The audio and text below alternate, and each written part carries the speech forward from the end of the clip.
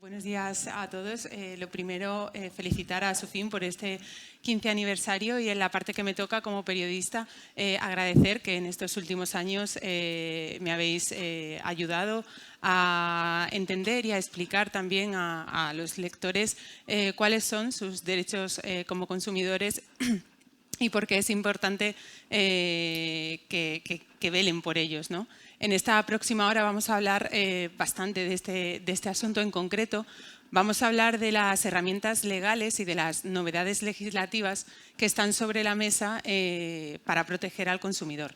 Y para ello contamos con Blas González, con Gloria Hernández y con Adrián Gómez. Os los voy presentando a medida que vamos hablando para concretar un poco lo que quiero tratar, lo que queremos abordar con vosotros.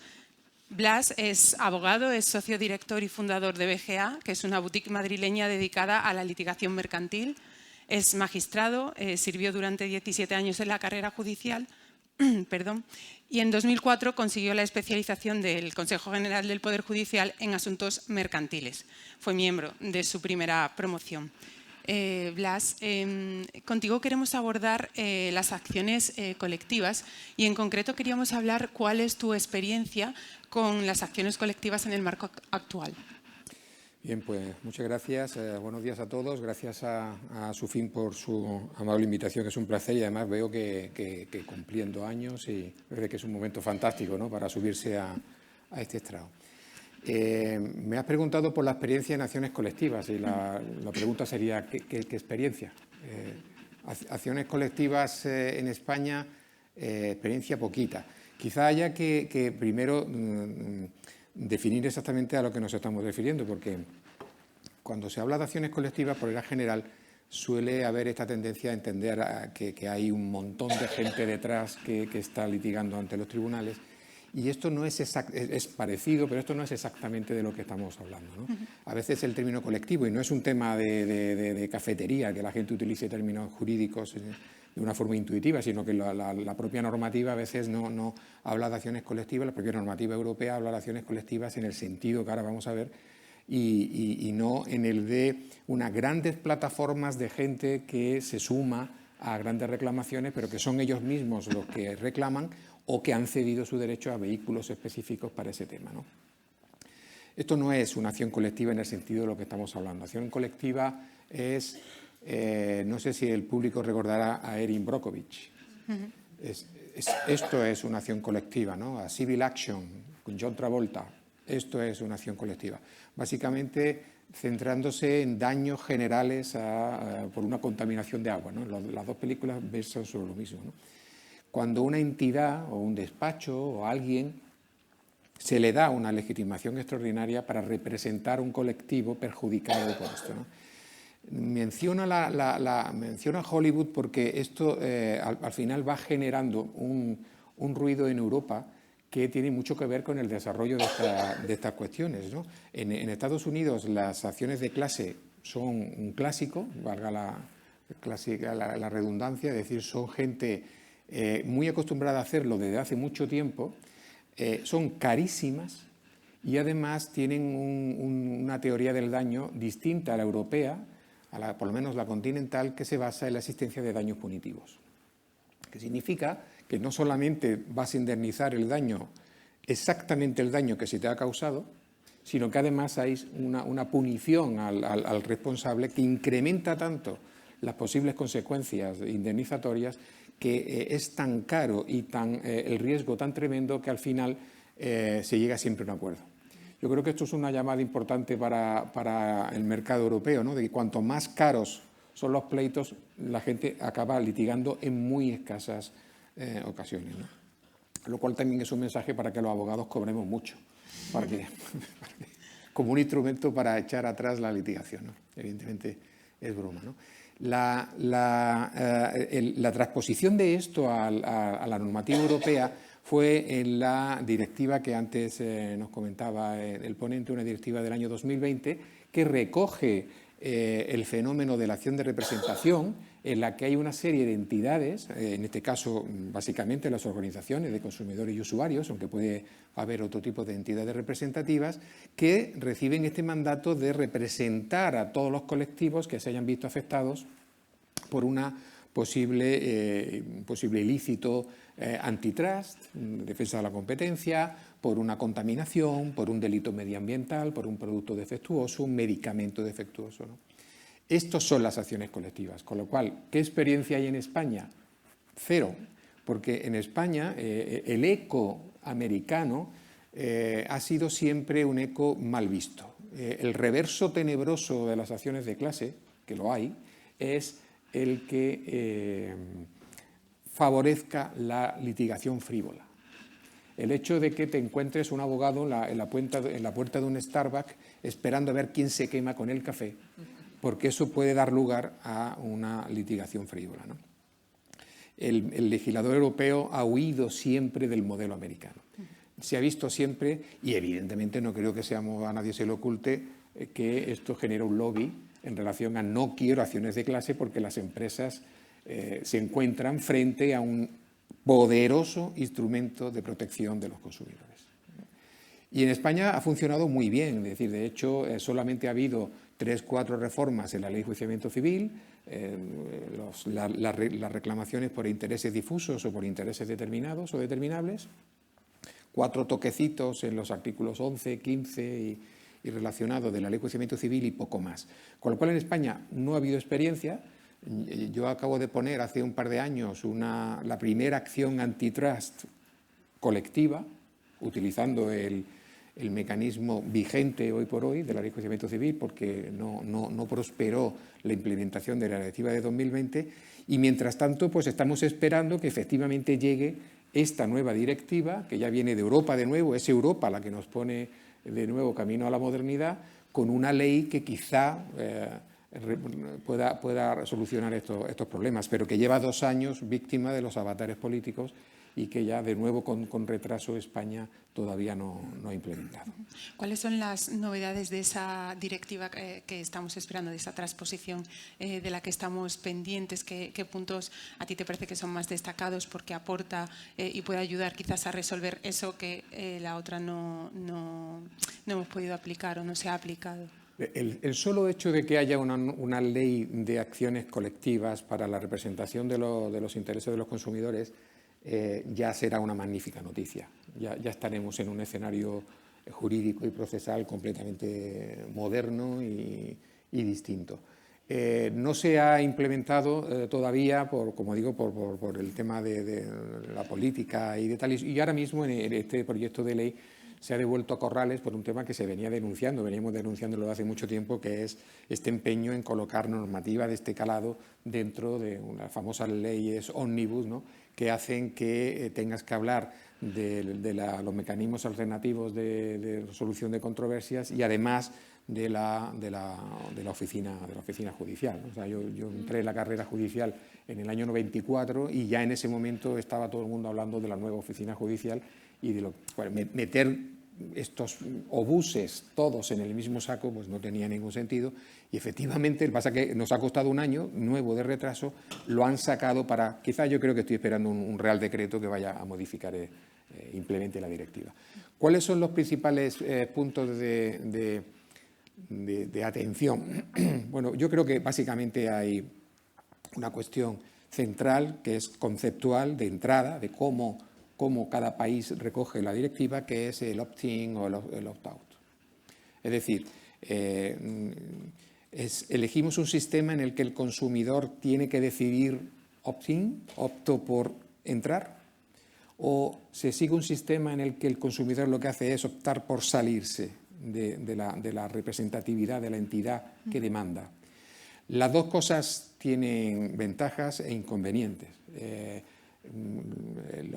La oposición al modelo elegido por el gobierno ha sido de mixto, pero básicamente de opt-out, con un límite económico que hace que a partir de determinada cantidad el consumidor tiene la capacidad de decidir si él va solo o no, si él va a ser representado o no, pero básicamente opt-out. Y yo me muestro partidario claro del opt-out. Creo que en un sistema de representación de los consumidores y usuarios, la experiencia indica que en un sistema de opt-in menos del 10% de los consumidores deciden sumarse a una reclamación. Con lo cual me parece mucho más productivo, si lo que se quiere es proteger los intereses representar los intereses colectivos de los consumidores, que se opte por un sistema que aglutine a la mayor parte de los consumidores, siempre que se le dé la oportunidad a alguien que quiera litigar individualmente de salir. Con lo cual, creo que es un sistema adecuado, pero ahí está el debate. De hecho, el Consejo General del Poder Judicial ha informado en el sentido contrario, de que quizás sea más proporcional y prudente dar la capacidad y la libertad del consumidor de decidir si litiga o no. Con lo cual, no es en modo alguno un criterio descabellado. En segundo lugar, creo que hay un tema de construcción procesal, que no voy a aburrir al público sobre la construcción procesal del momento crítico, desde mi punto de vista, que es la concesión de la certificación de clase. Por regla general, en este mundo se entiende que cuando te dan la certificación de clase, lo siguiente es la sentencia estimatoria, con lo cual es un momento crítico. Y ahí, pues bueno, hay varias cosas que hablar desde el punto de vista procesal, pero aquí en esta sede un tema central. Optamos por un sistema que llaman del first to play, es decir, la primera organización que llega es la que se queda con la certificación de clase, o un sistema basado en la confianza, en la solvencia y en los méritos de cada una de las organizaciones para representar un interés concreto. Yo me apunto más a este modelo. La competencia judicial está atribuida a los jueces, a los juzgados de primera instancia. Creo que es un error no darle a la justicia mercantil las competencias centrales mercantiles. Creo que sería un verdadero caos darle temas muy especializados y además en una acción de clase a los jueces de primera instancia que no están especializados en eso, grandísimos profesionales, pero que no tienen la especialización mercantil. Hay un tema claro que yo creo que es el elefante en la habitación, la financiación de litigios. Esto, señores, no se puede hacer si no está financiado. No hay dinero para pagarme a mí, creo que sí, pero para pagar a un perito que haga este tipo de pruebas periciales es muy difícil. Esta vieja idea de que en la ecuación no puede haber una organización de consumidores, finalidad pública, finalidad constitucional, y al mismo tiempo una entidad supercapitalista que fondea, habría que diferenciar, si luego tenemos tiempo, entre quién financia y quién fondea. No están financiando, están fondeando, asumiendo el riesgo de que se pierda, porque si se pierde las costas lo pagan ellos, no lo paga el financiado. Y esto es un tema que por primera vez en España se va a regular en un derecho positivo, la financiación de litigios. Y finalmente el mundo antitrust. El mundo de la defensa de la competencia hoy por hoy es la gran estrella de las acciones colectivas. Estamos ahí trabajando muy intensamente en ese mundo y ha habido algunas resoluciones judiciales, a su fin lo conoce bien, verdaderamente inquietantes en Barcelona sobre la posibilidad de una organización representativa de trabajar en una acción de clase en el mundo de la defensa de la competencia, ¿no? Esto es completamente descabellado desde mi punto de vista y si luego alguien quiere ahondar en esta pregunta, en esta cuestión, podemos hacerlo. Pero yo creo que estos son los 5 temas clave a resolver en esta modificación legislativa tan importante.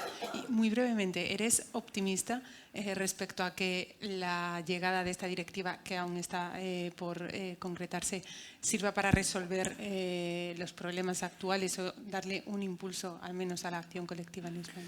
Yo soy optimista por naturaleza siempre, pero en este punto creo que también.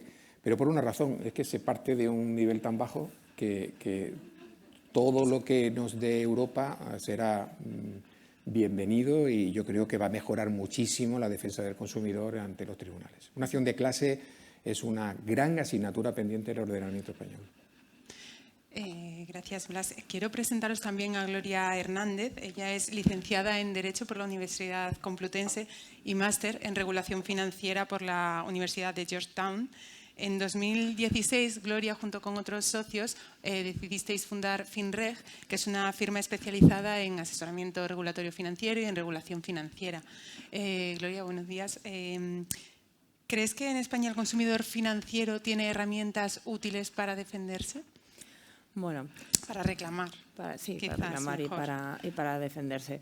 Bueno, me ha gustado mucho la introducción de Andreu, ¿no? Y creo que el mensaje es que estamos mejorando. Hombre, yo creo que sí que vivimos en un Estado de Derecho y tenemos todos unos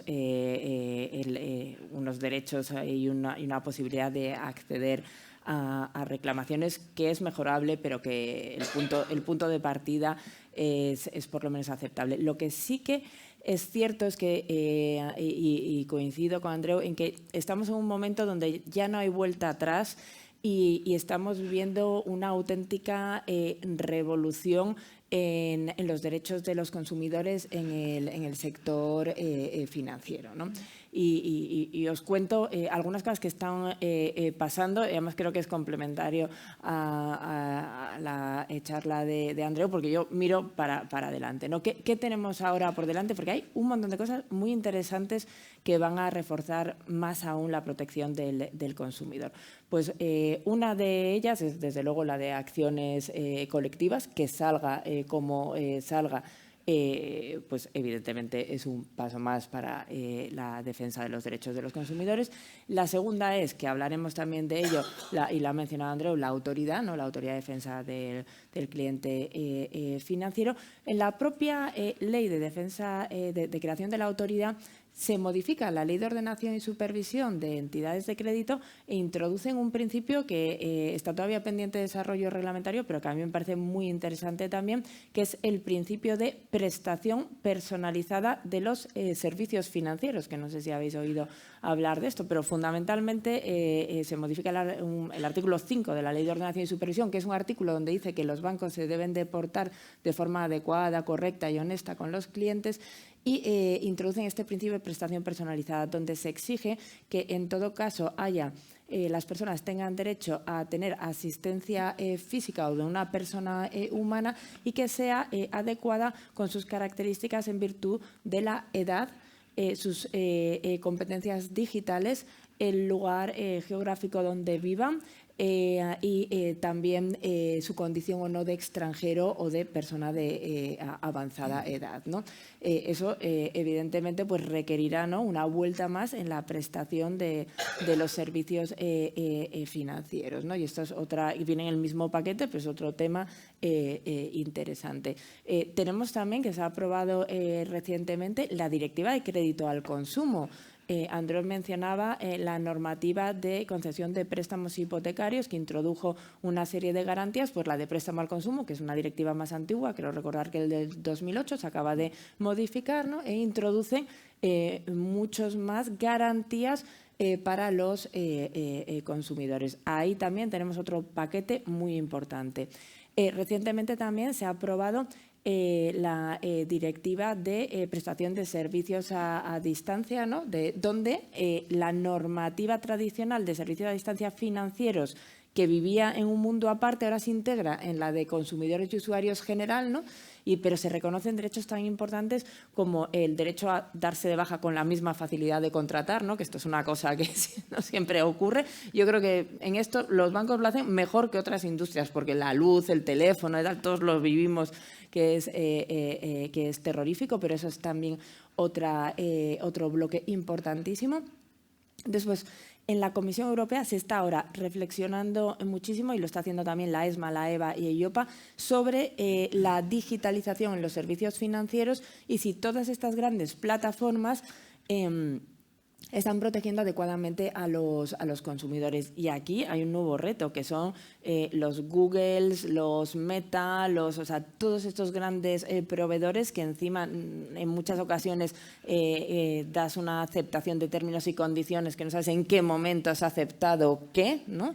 Y recordemos que uno de los grandes retos ahora y desafíos es que estas entidades están empezando a querer prestar servicios financieros y tienen absolutamente todos nuestros datos, conocen todas nuestras pautas de conducta, qué nos gusta, qué no nos gusta, con lo cual son unos actores poderosísimos en el momento en que se están comenzando a meter en el mundo de los servicios financieros, y eso también lo quiere abordar Europa, cómo defender a los consumidores frente a esto.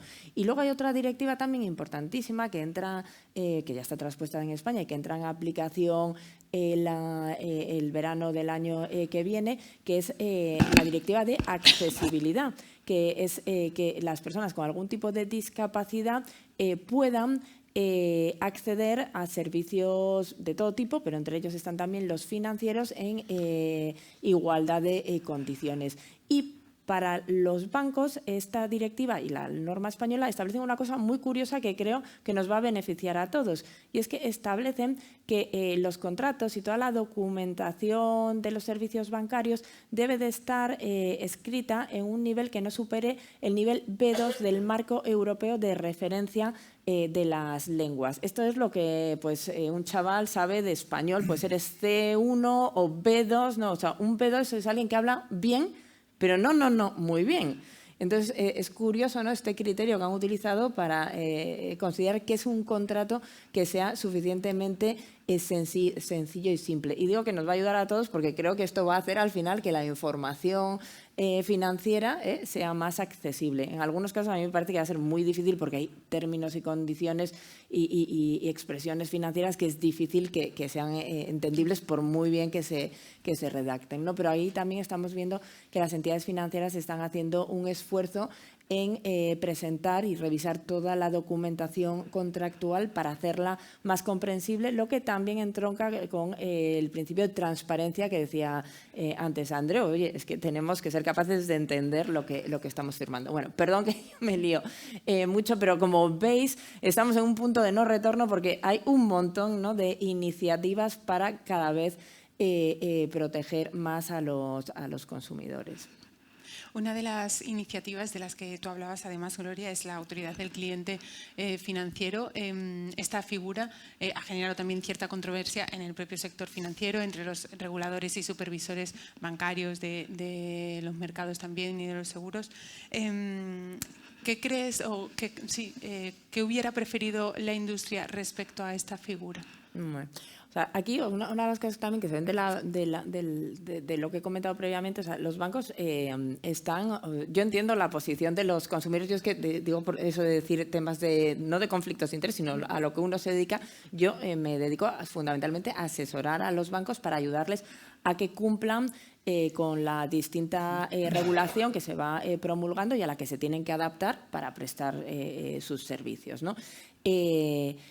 Y es de locos la cantidad de regulación que tienen los bancos. Y alguien puede decir, oye, pues porque a veces no se han hecho las cosas bien. Pues sí, tampoco puede ser uno de los motivos, pero el nivel de regulación a la que están expuestos los bancos es una cosa increíble, los recursos que tienen que dedicar a esto. De hecho, se está hablando en Europa, voces tan autorizadas como Letta, Draghi y demás, ¿no?, que para buscar una cierta eficiencia, oye, que la regulación de alguna forma tiene que parar, no sé si parar, lo que tiene que haber es una regulación distinta, ¿no?, una regulación que tan detallada como es ahora, ¿no?, que solamente en leértela es prácticamente imposible, ¿no? Entonces, bueno, los bancos, las entidades financieras viven con esa presión, que es la de la regulación y la de sus supervisores.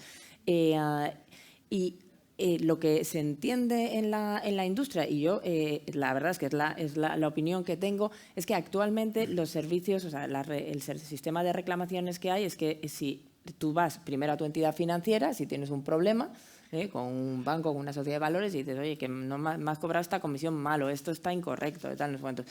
Si te dan la razón, pues nada, fenomenal. Si no te dan la razón, tú te vas, según el producto de lo que sea, pues a la CNMV, al Banco de España, a la Dirección General de Seguros. Son lo que se llaman los servicios de reclamaciones de estas autoridades, ¿no? Y ahí, las que más tienes, evidentemente, el Banco de España y menos la CNMV, es la que más Banco de España, luego Dirección General de Seguros y después la CNMV, ¿no? Creo que es así. Pero lo cierto es que las entidades ya llevan tiempo interactuando con estos servicios de reclamaciones y ya van conociendo sus criterios y ellos mismos van siguiendo los criterios. Es decir, ¿en todo caso siguen lo que les dice el Banco de España y la CNMV? No, pero un porcentaje muy alto sí. Entonces, yo creo que el sistema, tal y como está ahora, funciona. Funciona razonablemente bien. Decía Patricia, alguna vez le he oído, no son del todo independientes. Bueno, totales de un poco más de independencia si consideras que eso puede ser un obstáculo. Pero yo lo que me parece que es un poco ya una locura en este no parar legislativo es crear un organismo nuevo, con su personal nuevo, ¿no? O sea, esto es republicano, ¿no? Es muy de ahora de Trump, ¿no? contrata a Elon Musk para que le diga, ¿no?, qué se puede quitar del gobierno americano. Bueno, pues claro, se caerían patas para atrás, ¿vale? Que aquí seguimos constituyendo organismos y organismos, ¿no? Entonces yo ni una cosa ni la otra, pero lo cierto es que habiendo servicios que están funcionando bien, razonablemente bien, es lo que creo, y lo que creo que también las entidades financieras entienden, pero bueno, eso cada uno deberían de ser las patronales las que contestarán esto, ¿no? Es que el sistema se podía ajustar en algo porque se cumple. O sea, creemos que estos servicios cumplirían con los requisitos que establece la directiva, ¿no? Ajustarlo en la forma que fuera sin necesidad de crear una nueva autoridad. Además va a ser un lío. No sé si os habéis fijado ahora ya, el Banco de España en la última memoria de reclamaciones, claro, ha diferenciado lo que son las buenas prácticas, porque en un momento se planteó que la autoridad llevara también buenas prácticas, la autoridad la van a mantener, los supervisores la parte de buenas prácticas, con lo cual ellos también notan que pierden cercanía en conocer a sus supervisados, ¿no? Entonces, bueno, yo la verdad es que personalmente, no sé, no puedo hablar por los bancos, pero personalmente hubiera optado por mantener los servicios actuales y en su caso hacer algún ajuste sobre los mismos para que funcionaran mejor. Bueno, aún está por ver que se termine aprobando, ¿no? Que bueno, yo creo que era se había ampliado el periodo de enmiendas, ¿no? Hasta ayer, yo creo que era. Hasta la semana que viene. Bueno, pues ha vuelto a ampliar. No, yo lo que creo es que aprobarse sí se va a aprobar. Luego sabéis que hay un plazo de bueno, creo, no tengo ni idea, no tenemos ahí la bola de esto tal, pero luego, a su vez, claro, el tema de la autoridad es que hay que constituirla, hay que dotarla de medios, ¿no? Y ahí, bueno, pues hay que buscar el acuerdo con todo el mundo. ¿Quién es el presidente o presidenta de esta autoridad? Que es una autoridad que va a tener poder, la tienes que dotar presupuestariamente, aunque luego ya lo financian en una parte las propias entidades reclamadas, ¿no? Pero yo, más que aprobarse, que creo que es posible, lo que me parece que hay más retos es en la constitución efectiva de la autoridad. Que empieza a funcionar, entonces. Eso es. Os quiero presentar por último a Adrián Gómez, que es letrado de la Administración de Justicia desde 2016. Tiene una amplia trayectoria en jurisdicción civil y actualmente desempeña funciones en el Juzgado 104 bis de Madrid, que está especializado en derecho al consumo, en derecho de consumo. Con Adrián nos habíamos planteado abordar la judicialización de las reclamaciones. Si es razonable que los consumidores tengan que acudir a los juzgados para establecer reclamaciones relacionadas con el consumo.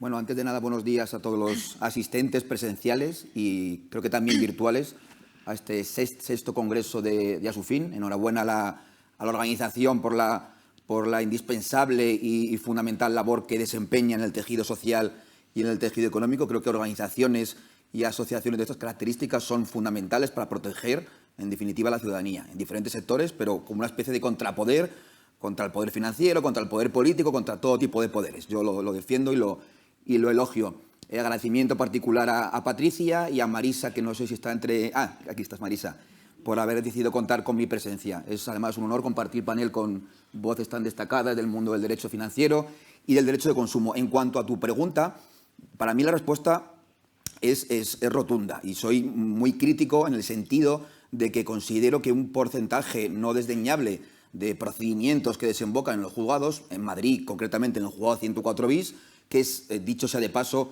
el primer juzgado del territorio nacional especializado en asuntos financieros, en todo tipo de litigios que se susciten en relación a un contrato celebrado con un consumidor y o por una persona física o jurídica con una entidad bancaria, financiera o de consumo. Es amplísimo el ámbito objetivo de aplicación de este juzgado creado por el Consejo General del Poder Judicial en octubre del 23. Y soy crítico porque creo que la mayor parte o un porcentaje importante lo vemos sobre todo, el principal nicho de actuación de mi juzgado, del juzgado 104 bis, son las tarjetas revolving y los microcréditos. Hay también otro tipo de reclamaciones bancarias, en las que interviene, de hecho, en alguna de ellas Asufin, pero el grueso son tarjetas revolving. Entonces, ahí se puede observar la misma tendencia que se observó en el juzgado 101 bis, que es el juzgado especializado en cláusulas, en condiciones generales de la contratación, en un préstamo con garantía real, cláusula suelo,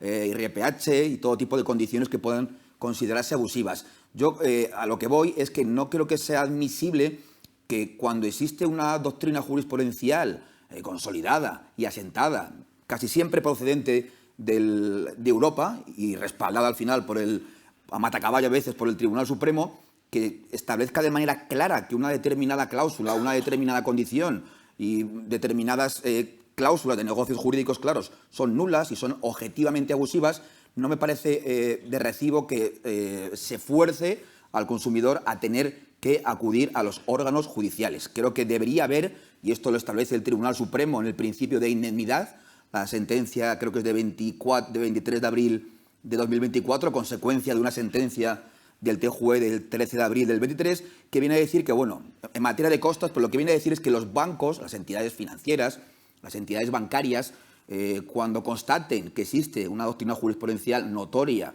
que fije que determinadas cláusulas que no varían y que son sustancialmente idénticas en los negocios jurídicos con los consumidores son nulas, son abusivas o no son transparentes, tienen que desempeñar una conducta proactiva y tienen que revisar, en definitiva, toda su cartera de clientes y evitar el litigio. Esto no ocurre en España.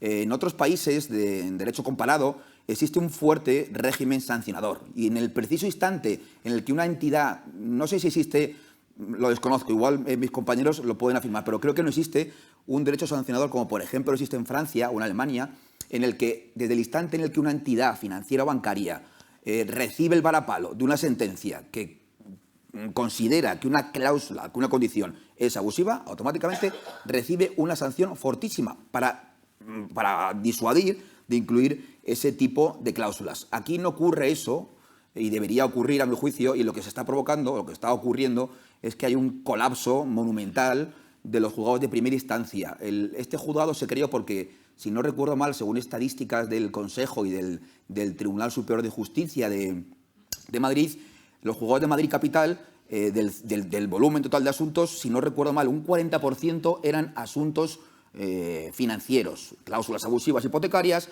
o tarjetas revolving. No es admisible que los juzgados de primera instancia, que están destinados a otro fin, que para mí es más primario, más básico para la resolución de conflictos privados, estén colapsados con ese tipo de demandas, cuando ya hace tiempo que están claras las pautas de aplicación y de determinación de cuando una cláusula hipotecaria es abusiva, cláusulas gastos hipotecarios, cláusulas suelo, y cuando un préstamo o una tarjeta de crédito puede contener o contiene un interés usurario. La transparencia es más discutible porque la transparencia material, no así la formal, la transparencia material siempre implica un examen, una cualificación o un análisis más profundo del negocio jurídico, a ver si se ha suministrado información precontractual, si conoce realmente el usuario la carga económica y jurídica del negocio jurídico, pero en el resto de cuestiones creo que, yo soy crítico, las entidades tenían y deberían desempeñar una conducta proactiva.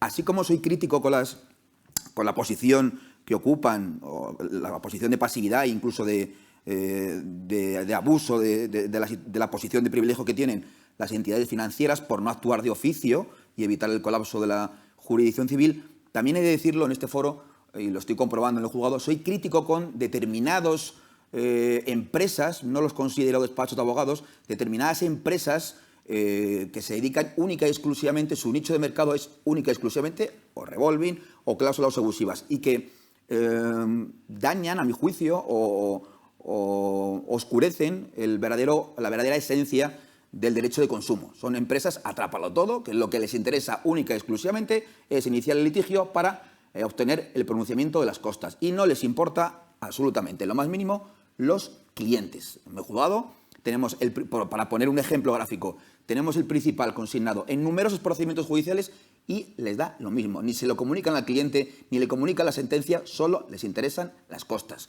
Incluso se lo ponemos fácil, agilizando el procedimiento, convirtiéndolo en verbal, y es una constante impugnación. ¿Por qué? Porque son minoritarios, empresas, atrápalo todo. En Barcelona, alguna de ellas les intentaron sancionar, pero no podían porque no había un abogado al frente, era una sociedad. Y lo que les interesa en definitiva son las costas. Y eso, a mi juicio, también deslegitima un poco la lucha de fondo fundamental que realmente desempeñan abogados de consumo en conciencia. Además de que practican en el ámbito de la abogacía prácticas un poco desleales, abaratan el sector y al final originan un mercado en el que la única fórmula de obtener clientes es llegar a un acuerdo en cuanto a las costas. Creo que eso no se puede, evidentemente, no se puede tumbar porque es mercado libre, pero creo que es también un punto negativo en cuanto a determinadas empresas que se dedican al derecho de consumo. Yo creo que una solución, evidentemente, convertir un conflicto privado en administrativo no es, porque al final quien tiene la potestad en exclusiva jurisdiccional son los jueces y magistrados, pero yo creo, no sé a través de qué fórmula, que algunos conflictos de derecho de consumo tendrán que estar o podrían estar resueltos por una unidad especializada, no judicial, sino administrativa, que se encargase de resolverlo, con la resolución que correspondiese e incluso con la sanción oportuna. Esto es un poco discutible porque al fin y al cabo en un conflicto contractual quien tiene al final la decisión y la potestad en definitiva es la jurisdicción, que es quien está destinada a resolver esos conflictos, pero habilitar algún tipo de vía para que se disuada de manera efectiva, con arreglo al principio de eficacia y de supremacía del derecho comunitario, se disuada a las entidades financieras, bancarias, de incluir, que ya no lo hacen yo creo, pero aún hay esa tendencia, no solo de no incluir en lo sucesivo cláusulas que puedan ser abusivas, no transparentes, sino lo que venga de épocas anteriores, 2015, 2016, que iniciasen una revisión de oficio para evitar esta judicialización y así como los abogados o las macroempresas de consumo que estuvieran dispuestas a llegar a acuerdos, porque yo me he encontrado con que el acuerdo consistía, se devuelve al cliente el principal, es decir, lo que ha pagado de más de los intereses y no quieren llegar a un acuerdo. Estas empresas a las que me refiero, porque no les interesa el cliente y el principal, les interesan las costas, a través además de acuerdos que yo los he leído, que es paradójico que una empresa que se denomine despacho de abogado de consumo incluya en sus condiciones particulares, en su clausulado con el cliente, cláusulas de una abusividad descomunal, que yo las he leído y me echaba las manos a la cabeza. 2.000 euros si renuncias al día siguiente de contratar. O sea, unas cláusulas. Entonces yo creo que hay esos dos polos, pero me centro más y creo que tiene más gravedad, porque el otro es minoritario o debería ser minoritario. Me centro más en la crítica a las entidades, porque son quienes ocupan esa posición institucional y a quienes se las puede hacer más reproche. Lo otro al final es el mercado, que se mueve como quiere, pero las entidades sí que se las puede hacer y se las debe hacer ese reproche y deberían implementarse mecanismos efectivos de sanción fuerte y dura para evitar esta posición de las entidades. Muy interesante, Adrián, un poco hablar de poner el foco en la proactividad, en la prevención, ¿no? Que no se llegue a una situación que haya que reclamar, sino empezar antes, ¿no? A evitarlo. Quería, por último, hablar contigo de la ley de defensa.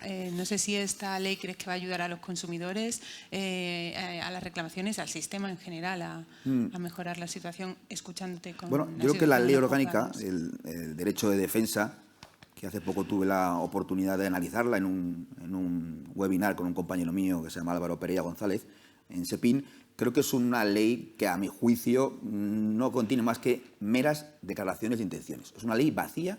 Ahora voy a la parte que nos interesa, pero quiero aprovechar la ocasión porque creo que es una ley que tenía la oportunidad de blindar un derecho fundamental y sagrado, que es el derecho de defensa, que no solo conecta directamente con el derecho a la tutela judicial efectiva, y está encarnado por los abogados, porque el derecho de defensa corresponde al litigante, pero en la mayor parte de procedimientos judiciales, como bien sabemos, la intervención de abogados es preceptiva, con lo cual, si revisamos su articulado, son meras traslaciones de preceptos que ya se encontraban en el Estatuto General de la Abogacía, en el Código Deontológico, en jurisprudencia del Supremo, y creo que, bueno, que es un poco tímida y que tenía que haber sido más contundente y proteger realmente a los abogados de todo tipo de perturbaciones que se pueden producir en el derecho de defensa. El amparo colegial, que a mí me parece una figura preciosa y muy bonita, queda sin consecuencias. Se regula el amparo colegial, pero no pasa absolutamente nada. Ahí tenían que haber establecido consecuencias para el juzgado, que los hay. Yo soy también muy crítico con determinados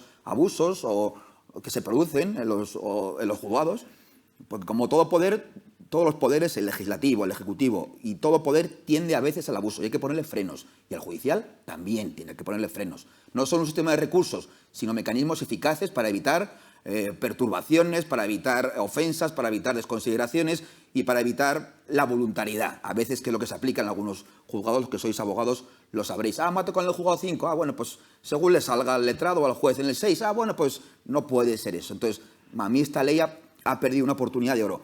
Incorpora, en cuanto a lo que nos interesa, en el artículo 6.1.d, dice que los titulares del derecho de defensa tienen derecho a ser informados a través de sus abogados de cuáles son las consecuencias de una eventual condena en costas. Y aquí introduce, esto fue consecuencia de una recomendación que hizo el Colegio de Abogados de Madrid, Eugenio Ribón, introduce la posibilidad de que los colegios de abogados aprueben baremos a través de los cuales establezcan criterios objetivos, transparentes y claros a efectos del incidente de tasación de costas. ¿Por qué se introduce esta disposición en el artículo 6.1.d? Pues porque, como también bien sabéis, la Sala de lo Contencioso Administrativo, con un pronunciamiento, dicho sea con respeto a mi juicio un poco, no lo termino de comprender, en diferentes sentencias vino a decir que los baremos de Barcelona, de Madrid, de Valencia, no se podían utilizar a efectos ni de calcular la minuta, ni de que los letrados de la Administración, cuando se impugnase, la resolviésemos. Con lo cual, a día de hoy, que es insólito en un país que presuma de seguridad jurídica, si vino un cliente a un despacho, no se le podría informar con objetividad cuáles son las consecuencias patrimoniales si pierde el pleito, porque, como han desaparecido los baremos, lo que rige es una doctrina etérea del Supremo que sienta determinados criterios y viene a decir que, bueno, que la minuta de los letrados hay que calcularla conforme a la complejidad del asunto, al trabajo desempeñado, horas empeñadas, interés económico del litigio, pero ¿eso qué son? Son criterios abstractos, son criterios indeterminados. Yo creo que las costas, por la importancia que tienen, tendrían que estar fijadas con criterios cuantificados de la manera más objetiva, y casi siempre la manera más objetiva es la cuantía, o si no por procedimiento. Entonces, nos encontramos con ese panorama, con que la Sala de lo Contencioso dijo que los baremos no se podían utilizar porque conculcaban la ley de competencia. No sé muy bien qué conculcación hay de la ley de competencia cuando las costas procesales no actúan en el mercado. Las costas procesales despliegan efectos en el procedimiento judicial y es un derecho público, no conculca la competencia si esos baremos se utilizasen por los abogados en la contratación privada, pero para fijar las costas, que es un derecho público, no sé muy bien por qué incide en la competencia. Y nos encontramos con que permite esos baremos, pero me temo que el escenario va a ser exactamente lo mismo, porque imaginemos que se vuelven a publicar baremos exactamente iguales que los anteriores o todavía más objetivos. El Supremo va a decir exactamente lo mismo, porque la posibilidad de publicar baremos ya estaba contemplada en la Ley de Colegios Profesionales, artículos 14 y disposición adicional cuarta, con lo cual es verdad y mucha gente se ha alegrado y ha festejado este artículo, pero yo creo que el panorama sigue siendo exactamente el mismo. De hecho, creo que fue el Colegio el de Valencia, no, el de Barcelona, publicó unos criterios súper abstractos que eso no hay quien lo aplique, o sea, no sé cómo se puede cuantificar, y también se lo han anulado. Y el de Valencia ha publicado unos criterios que es que no me parecen también enrevesados, complejos y abstractos. Yo creo que la solución a todo este problema grave para la justicia y para el acceso a la justicia, porque limita el acceso a la justicia no saber cuánto te va a costar el pleito, vendría, hay alguna sugerencia, o algún autor lo ha apuntado, porque el Estado, a través de sus poderes correspondientes, dictase una disposición legal para todo el territorio nacional donde quedasen incorporados los costes de un procedimiento judicial de la manera objetiva. Un procedimiento de precario, 4.000 euros, con vista menos, perfectamente predeterminado en una disposición reglamentaria o legal, que no pudiese ser atacada por invadir el derecho de la competencia. Entonces, el escenario a día de hoy es ese. Todavía no se ha dictado ningún baremo en ejecución de esa disposición legal, que tiene carácter de ley orgánica, la Ley de Derecho de Defensa. No se ha dictado ningún baremo, pero si se vuelven a dictar baremos iguales que los anteriores, la solución o la respuesta de la Sala de lo Contencioso me temo que será la misma, porque lo que dice la Sala de lo Contencioso es que no se pueden fijar criterios cerrados, que tienen que ser orientativos y lo más amplios posibles para no vulnerar el derecho de libertad de de competencia. Pero bueno, es una noticia positiva que se haya incluido esa disposición, veremos cómo se desarrolla. Y en el ámbito de consumo, y ya termino, creo que es importante porque muchas veces en los juzgados, en materia de consumo, hay como una tendencia, y también de compañeros míos, de pensar que los pleitos de consumo no suponen trabajo a los abogados. Y que los pleitos de consumo, bueno, que como son pleitos en masa, pues que le vamos a dar a un abogado por un pleito, por un revolving 300 o por condiciones abusivas 500. Eso al final lo que consigue es no disuadir a las entidades bancarias. Si fijamos honorarios muy bajos o ridículos, porque la demanda pues, puede que no sea compleja, pero todo tiene su trabajo y tiene su esfuerzo. Si fijamos honorarios tan bajos, lo que estamos consiguiendo es incentivar a las entidades a que sigan incluyendo esas cláusulas, porque dicen, bueno, pues me sale a cuenta 400 euros de costas, si hubiese costas más duras, más altas, el efecto disuasorio sería mucho más fuerte para las entidades bancarias. Y contar con baremos objetivos que incorporasen el coste de estos pleitos de consumo con una valoración real sería también muy útil para los consumidores. Gracias, Adrián. Nos quedan unos minutos. Quiero abrir el turno de preguntas por si alguien de los que estáis aquí queréis trasladar alguna cuestión. No veo. ¿Me señaláis? Ah, vale, por ahí, perdón. Sí, nada. Gracias. Voy a empezar por lo último, para que tenga sentido, ¿no? Y luego ya me voy yendo para atrás. A ver, en relación con el controvertidísimo, ¿no?, tema de las costas, bueno, en mi opinión la ley podía tener solo ese artículo y punto, porque el resto en realidad es reiterativo, es para rellenar, ¿no?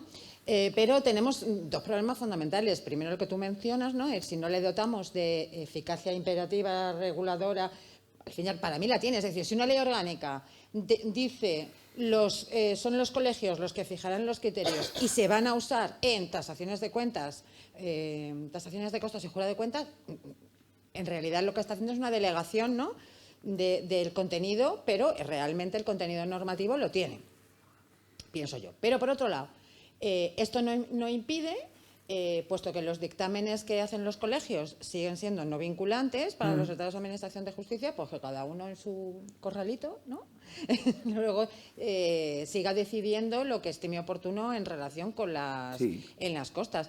Se tendría, yo creo, que haber aprovechado también aquí un poco para perfilar cuáles son las limitaciones o no limitaciones que tiene el letrado de la Administración de la Justicia a la hora de tasar, porque ahora mismo nos estamos encontrando pues que incluso cuando el contrario te dice impugno y no 1.400, no 1.200... Lo bajan más todavía. No llega ni a los 200. ¿No? Entonces, oiga, ¿usted qué es libérrimo? No, esto tiene que tener una configuración legal que, en mi opinión, para empezar, no la tiene. O sea, no es que no tenga límite, es que no tiene siquiera esa facultad, en mi opinión. ¿Qué opinamos?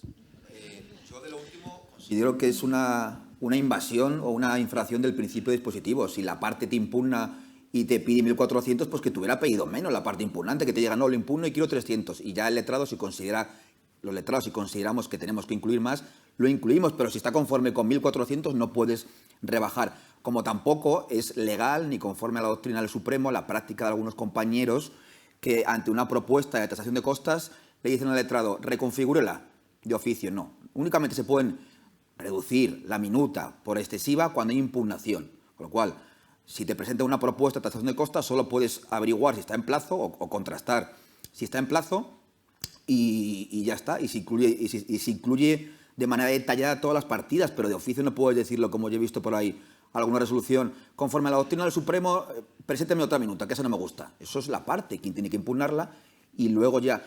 Lo de la ley orgánica que comentas, también lo he visto en algunos foros. Yo creo que el hecho de que sea ley orgánica no varía nada la doctrina de la sala de lo contencioso, porque la ley de colegios profesionales, aun sin ser orgánica, es que establecía exactamente lo mismo, que los colegios podían establecer baremos objetivos, claros, a efectos de tasación de costas. O sea, que era una disposición que ya existía. Esa delegación de la que tú hablas ya existía en el ordenamiento jurídico, pero lo que dice el Supremo, y por mucho que exista esa ley orgánica, puede que vuelva a decir lo mismo, esperemos que no, es que esos baremos no pueden ser cerrados, no pueden contener precios concretos, sino que tienen que ser la complejidad, las horas de estudio. Con lo cual, mi opinión y la de otras muchas personas es que el asunto solo se solventará también para seguridad jurídica y para evitar discrecionalidad nuestra, que la hay a veces, eso es así, como en todos los sitios. Cuando no hay parámetros seguros, hay discrecionalidad en todos los ámbitos. Pues una norma del Estado que fije el precio de cada procedimiento, de manera... Un arancel, pero de manera clarísima, no por la cuantía, sino un procedimiento precario, examinarlo, con gente que sepa cuál es la complejidad de un precario, de una acción posesoria, de una acción de defensa del consumidor, y poner precios a cada procedimiento. Y se acabó ni la complejidad ni la discrecionalidad del letrado. Todo perfectamente asegurado. No sé si ocurrirá, pero bueno, yo creo que sería lo ideal. Por ahí creo que había alguien más que quería intervenir, ¿puede ser? Andreu, sí, perdón. Yo tengo preguntas para los tres, porque me ha interesado muchísimo todo lo que han dicho, ¿no? Pero sí que he notado, en el caso del exmagistrado Blas, he notado un tono pesimista con respecto a lo que puede pasar en España. No, respecto a si tendremos, es decir, yo no me imagino, porque estas películas que ha mencionado realmente, algunas las he visto muchas veces porque me parece que son interesantísimas, incluso para explicar realidades muy concretas, ¿no? Pero a mí me preguntarle eso, si... Bueno, Andreu me pregunta por mi tono pesimista. En España vemos esa... Sí, vamos a verlo. Yo soy optimista, como decía, a lo mejor el tono no ha sido... Tenía que haberlo acompañado con una sonrisa, pero creo, yo soy optimista, creo que el panorama va a cambiar sustancialmente con la ley y estaremos en un nuevo escenario completamente diferente, y esto nos va a llevar a todos pues unos años de ajuste, ¿no? Ya estamos en ese ajuste, en esa actualización, pero no va a tener nada que ver con lo que yo estoy pasando ahora con una acción colectiva del artículo 11 de la Ley de Enjuiciamiento Civil, el cártel de los coches. Eso es absolutamente inenarrable, los problemas que se encuentra uno con una normativa tan absolutamente precaria, ¿no? Con lo cual viene un nuevo futuro y tendremos que acostumbrarnos a él todos y ajustar nuestra práctica, pero será siempre mucho mejor.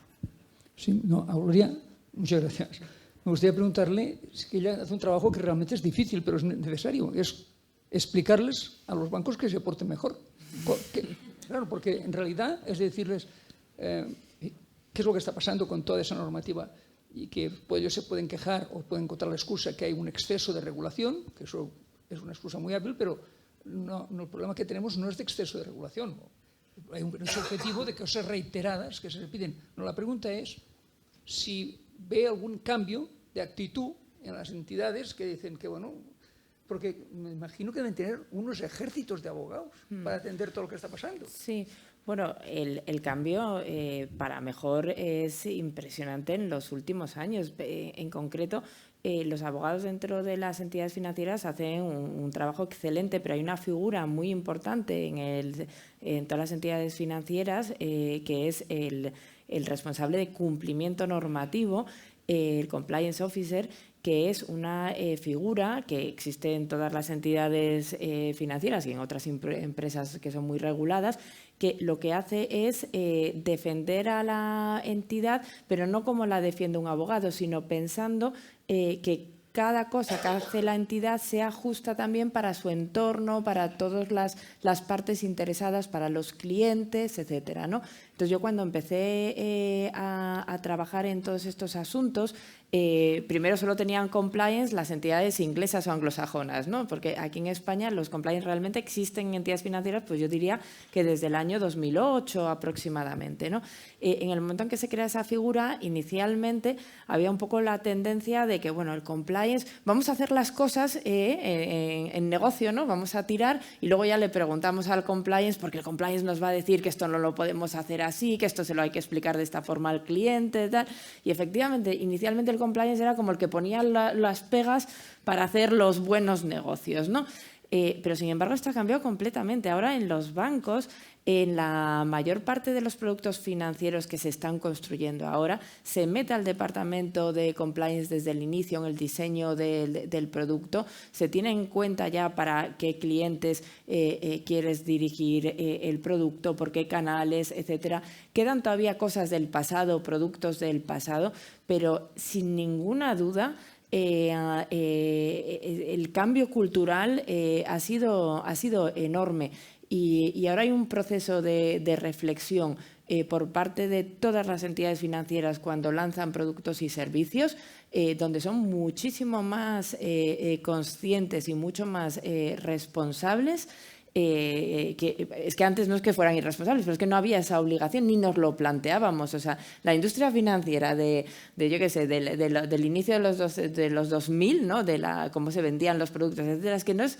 Vamos, no se parece en nada a la actual y ha progresado muchísimo. Esta figura del compliance también tiene unos requisitos de independencia, de poder elevar cuestiones al Consejo de Administración. Y esto que empezó inicialmente era puramente estético, porque al principio no se creía, ¿no? Era puramente estético. Ahora todas las organizaciones lo tienen clarísimo. Y de hecho... nosotros en FinReg, que ayudamos a las entidades a hacer bien las cosas, inicialmente, en mi casa previa, porque FinReg es una empresa de solo 9 años de creación, inicialmente nos contrataban los responsables de compliance y de cumplimiento normativo. Ahora, fundamentalmente, nosotros hablamos con los responsables de negocio, porque la gente de negocio de los bancos quiere hacer negocio, pero ya quiere hacerlo incorporando el respeto y la protección de los clientes. Y por eso nos va muy bien, porque esos departamentos de negocio pues tienen más posibilidades y quieren, ¿no? Pagas más contentos si te van a permitir hacer el negocio. Pero vamos, un cambio clarísimamente muy positivo en los últimos años, sí. Muchas gracias. Y creo que Patricia lo comparte, ¿eh? Bueno, me ha parecido muy sorprendente la información que ha proporcionado Adrián, el letrado, de que en Francia y en Alemania hay, además, cuando la administración o las autoridades tienen información de que una entidad ha sido condenada por cláusulas abusivas, recibe una sanción, una multa. Esto me parece de una lógica aplastante. ¿Y cuál es la razón por qué no se hace aquí? Bueno, primero, ¿son importantes esas multas? Es un régimen sancionador fuerte, similar al que incorpora, creo que es la ley de crédito al consumo y la directiva que se va a implantar dentro de, que está en proceso de transposición, que es la directiva 23/2024, que se establecen sanciones administrativas, más que la consecuencia de la nulidad del contrato, infracciones administrativas, graves, muy graves o menos graves, y con sanciones económicas de cuantía importante. Yo lo veo de sentido común y de lógica, que cuando se dicta una sentencia condenatoria y se condena a una entidad financiera que al fin y al cabo ocupa una posición importante en nuestra estructura política y organizativa, que reciba la correspondiente consecuencia sancionadora. A mí me parece una infracción, sobre todo cuando existe doctrina jurisprudencial clara. Cuando es un asunto discutido o se está empezando a debatir en los juzgados, pues evidentemente depende al final de la calificación jurídica asentada que le otorguen los tribunales, pero cuando ya existe una doctrina clarísima, como la existe en cláusulas abusivas hipotecarias o en materia de revolving o similares, creo que cualquier sentencia condenatoria debería conllevar ese reflejo sancionador. Existen normas actualmente, evidentemente, que establecen régimen sancionador para las entidades bancarias, pero no en ese específico escenario, que es el recibir una sentencia o varias sentencias o de la manera que se quiera articular. Luego, evidentemente, eso habría que pensarlo, cómo establecer el régimen. Eso, la idea que existe en otros países de establecer algún tipo de régimen, graduarlo en función igual de las sentencias condenatorias, del tipo de la materia que se ha discutido, de si hay o no hay doctrina jurisprudencial notoria, pero yo lo veo evidente para proteger al consumidor y, sobre todo, para conseguir el efecto definitivo que busca la famosa directiva del 93 y toda la jurisprudencia comunitaria posterior, que es el efecto disuasorio. Fórmulas que disuadan a las entidades financieras bancarias, sin demonizarlas evidentemente, pero que les disuadan de incluir en sus clausulados condiciones que sean abusivas y de llevar a cabo prácticas, en definitiva, abusivas para proteger al eslabón más débil que es el consumidor. Pero esa sentencia del Tribunal Supremo que he mencionado es del año pasado, ¿no? ¿Cómo? La sentencia del Tribunal Supremo que ha mencionado. He mencionado una sentencia del Tribunal Supremo que consagra el principio de indemnidad, que viene a decir que aunque el banco se allane sin reclamación extrajudicial, tiene que pechar con las costas del procedimiento, porque previamente lo que tiene que haber hecho es desempeñar es del 24 de abril del 24, y creo que es consecuencia de una del 13 de julio del TJUE. En nuestro ordenamiento jurídico, cuando hay las entidades se allanan, porque el asunto es claro, pues dice me allano, porque lo voy a perder, con lo cual me allano. Si no hay reclamación extrajudicial previa o no hay mala fe, no hay condena en costas. Pero esta sentencia, que es muy importante, aunque se limita al tema de las cláusulas abusivas, no sé si es a la cláusula suelo o a los gastos hipotecarios, creo que se puede hacer extensiva en general, lo que viene a decir es que cuando hay una doctrina consolidada, da igual que exista reclamación extrajudicial o que no la exista, porque es el banco el que ha provocado el pleito, no desempeñando previamente una conducta proactiva, examinando todos los contratos que tienen cláusulas abusivas, poniéndose en contacto con el consumidor y resolviendo el litigio extrajudicialmente. Pues, Muchas gracias. Nada. Gracias. Nada, es súper interesante escucharlo, ha sido muy interesante, podríamos estar toda la mañana, pero viene otra mesa a continuación. Me quedo con la parte positiva que mencionaba Gloria, de que estamos avanzando, de que no hay vuelta atrás, hay muchas medidas, pero también con lo que habéis contado, esas medidas y esas herramientas tienen que concretarse, ¿no? Tienen que bajarse a tierra y llenarse de contenido, tanto en la acción colectiva, la Autoridad de Defensa del Cliente Financiero, la Ley de Defensa y tantas otras, para que realmente sirvan para proteger al consumidor, sirvan para reclamar y sobre todo también ponernos ahí como asterisco, ¿no? Pendiente, una acción más preventiva por parte de las entidades y en general del sistema para evitar llegar a situaciones que sean reclamables, ¿no? Un poco nos lo ponemos ahí como deberes. Gracias a los tres, gracias a Patricia, Sufín, a Vero y bueno, pues nos vemos en la próxima.